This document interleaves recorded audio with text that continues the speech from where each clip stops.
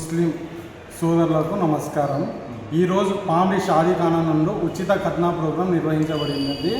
ఈ కార్యక్రమంలో దాదాపుగా 40 మంది పిల్లలకు ఖత్నా చేయడం జరిగింది. అలాగే ఒక పిల్లవానికి ఖత్నా చేయాలంటే దాదాపుగా 5,000 నుండి 10,000 వరకు ఖర్చు అవుతుంది. కానీ మా కమిటీ ద్వారా ఉచితంగా నిర్వహించబడినది. దానితో పాటు అందరికీ ఉచితంగా సరుకులు, మందులు పంచి బట్టలు ఇవ్వడం జరిగినది. ఈ కార్యక్రమం మేము ప్రతి 3 ఏళ్ళుగా జరుగుతున్నది.